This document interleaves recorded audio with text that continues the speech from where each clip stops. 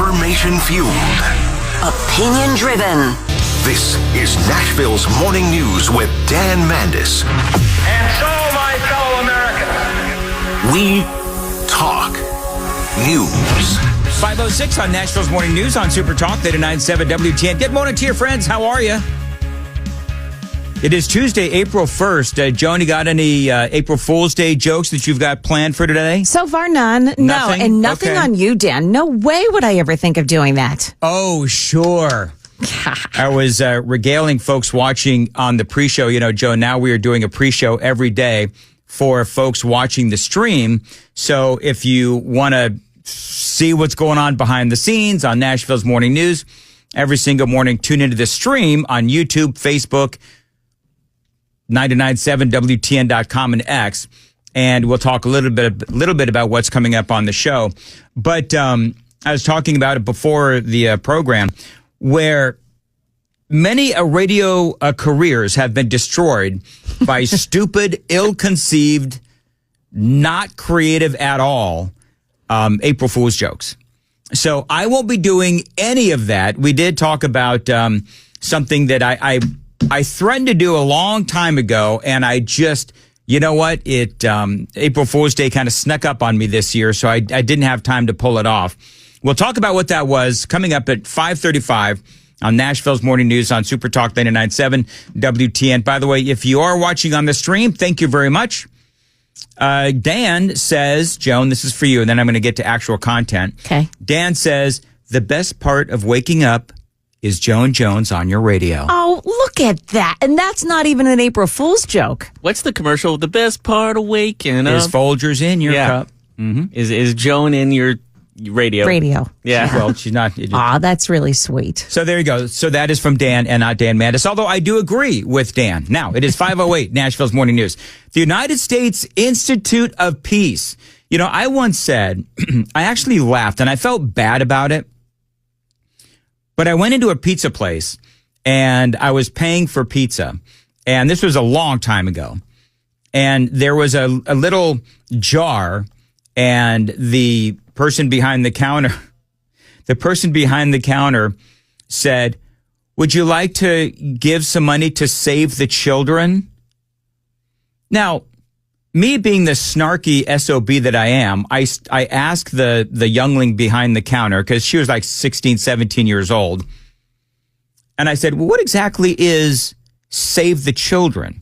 Because it sounds so utterly, who doesn't want to save children? I mean, let's be honest. But I said, what exactly does save the children do? She had no idea.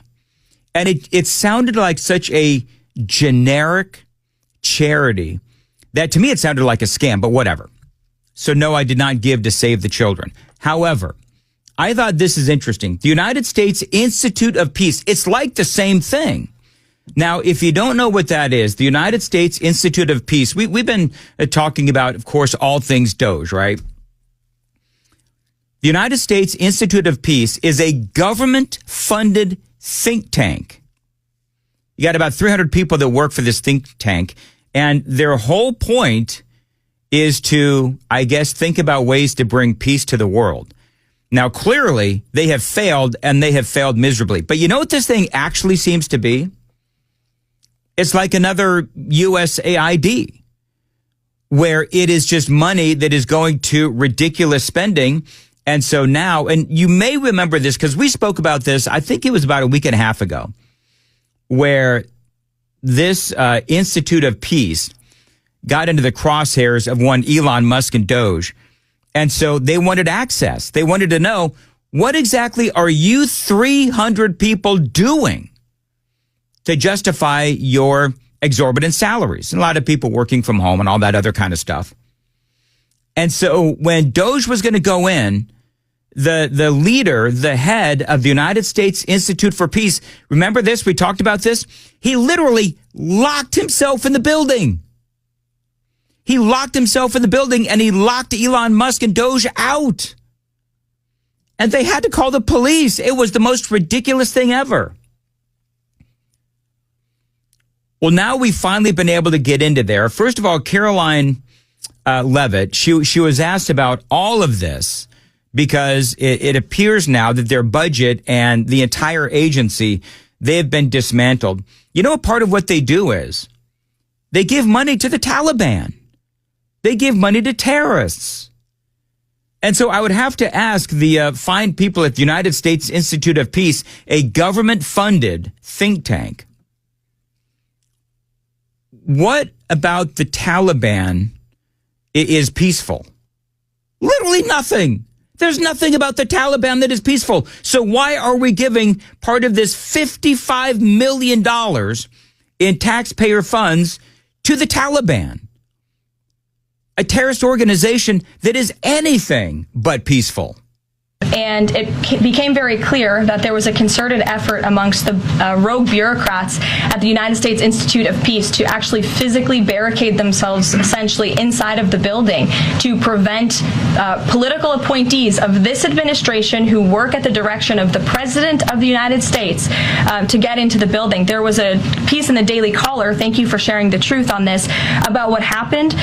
Staff contacted the MPD in an attempt to prevent DOJ personnel from entering. They barricaded the doors. They also disabled telephone lines, internet connections, and other IT infrastructure within the building. They distributed flyers internally, encouraging each other to basically prevent these individuals from accessing the building. I use this to say this is what DOJ and this administration is facing. You know, there's nothing suspicious about all that, is there? I mean, nothing suspicious at all.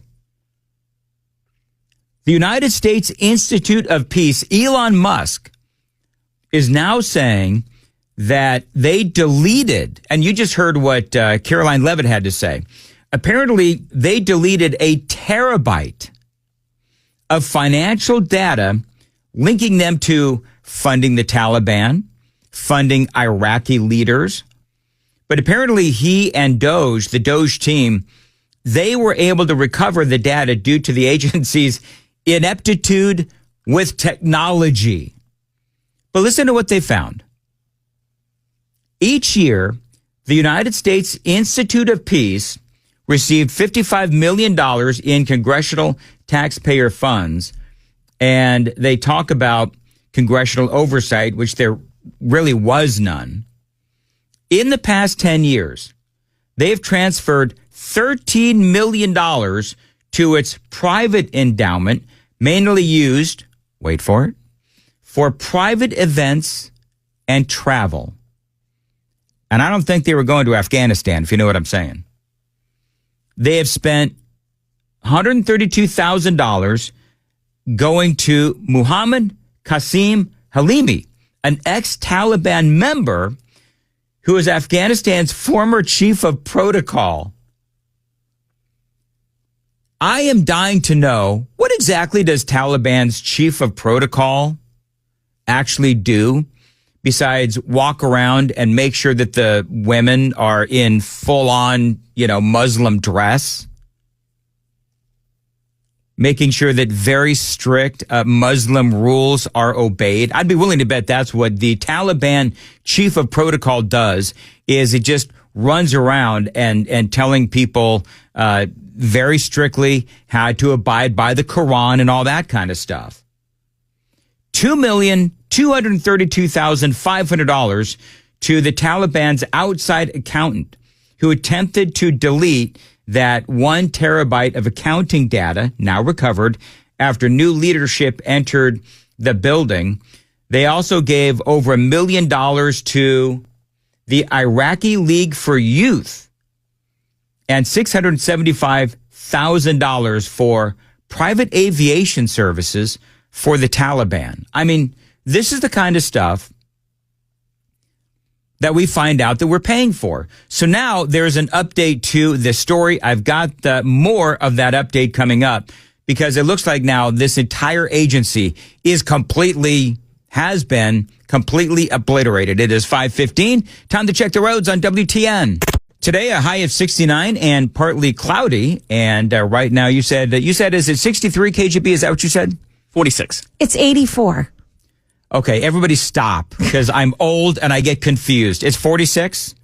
Yes, but It could be an April Fool's. Yeah. I'll let you think about it. Oh, come on, man. Okay, no, it's 46. We don't mess with the weather. Okay, it's 46. Thank you. 46 degrees.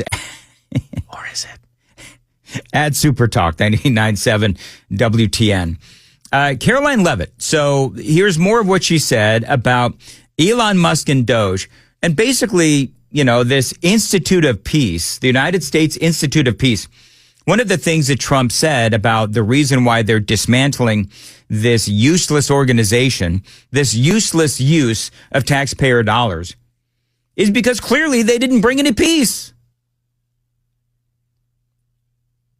I mean, certainly during the Biden administration, we have seen the exact opposite of peace. We've seen 2 wars going on thanks to Joe Biden and his ineptitude. So you got these 300 people that have now been fired. Here's more from Caroline Leavitt and what she had to say. It's a resistance from bureaucrats who don't want to see change in this city. President Trump was elected on an overwhelming mandate to seek change and implement change, and this is unacceptable behavior. So she's talking about how they were doing everything they could to block, number one, access to the information as far as how much funding they were giving to the Taliban. Now, this is from the Associated Press. You ready? Most employees at the U.S. Institute of Peace, a congressionally created and funded think tank now taken over by Elon Musk's Department of Government Efficiency, have now received email notices of their mass firing. The latest step in the Trump administration and the government downsizing. The emails sent to personal accounts because most staff members had lost access to the organization's system began going out 9 p.m. on Friday, according to people familiar with the matter who spoke on the condition of anonymity because of a fear of reprisal. We've already been fired. I mean, what else can they do to you? But whatever. One former senior official at the Institute said among those spared were several in the Human Resources Department and a handful of overseas staffers who have until April 9th to return to the United States. The organization has about 300 people. Others retained for now are regional vice presidents who will be working with the staff in their areas to return to the U.S., according to one employee who was affected. An executive order last month from President Trump targeted the organization, which seeks to prevent and resolve conflicts, and, of course, 3 other agencies for closure. Board members who were nominated by the president and confirmed by the Senate and the Institute's president were fired. Later, again, reiterating, there was a standoff between employees who blocked Doge members from entering the Institute's headquarters near the State Department. Doge staff gained access in part with the help of the Washington police. A lawsuit ensued, and the judge, Beryl Howell, although they chastised Doge representatives for their behavior, did not reinstate the board members or allow employees to return to its workspace. You know what's interesting is this judge, Beryl Howell, chastising Doge representatives for their behavior, has nothing to say about the mass deleting of data, a terabyte worth, the employees locking themselves inside of the building, locking Doge out. So it was Doge and Elon Musk that behaved badly, but by Washington, D.C. standards, I guess the folks there at the United States Institute of Peace, they behaved appropriately, according to this judge. A White House spokeswoman, Ann Kelly, said in an email that the institution has failed to deliver peace and that Trump is carrying out his mandates to eliminate bloat and save taxpayer dollars. And that is absolute truth. It is absolute truth. 615-737-9986. So in other words, the big update on this is that Elon Musk is now announcing that he has found all of that deleted data. And I guarantee you that within that deleted data, they're going to find it just like USAID. We're going to find out all kinds of horrific things that our government taxpayer dollars has gone to. And we're going to be sickened even more. But the whole point is for people that are saying, oh, Doge isn't accomplishing anything. We're not cutting anything. We're not cutting any money. Yes, we are. We're finding out what the Democrats have done. We're clawing some of that money back, and it will not be included in future budgets. All of this still is very important work. 521 on Nashville's Morning News on Super Talk 89.7. Joan Jones, hey, Joan, I couldn't help but notice you sound a little whiskey and cigarettes today. Oh, no, I'm over that. You've got a little bit, and KGB backed me up on this. You agreed that you've got that, I was sick, I'm no longer sick, but I've still got that sort of deep resonance about you that is really good, I have found, for cutting demo tapes. Dan, oh, yeah. Do you know the one rule of this particular show? Joan is always right? That and never criticize her. I'm not criticizing Joan. I think she sounds great. The listeners will eat you alive. She sounds great. Oh, trust me, nobody You wants know to why I sound like that, right? Why do you sound like that? Because I've been smoking cigarettes and drinking whiskey back here. That's right. You guys want to join the party? Like, listen, come on. We all got to get through the day somehow. Anyway, I went Joan through Jones. my pack. I'm good. What's coming up, Joan? The National Weather Service conducted storm damage surveys yesterday. We'll tell you what they came up with. Also, one thing you should be aware of on this April Fool's Day. Those stories and more coming up at 5:30 on Super Talk 99.7 WTN.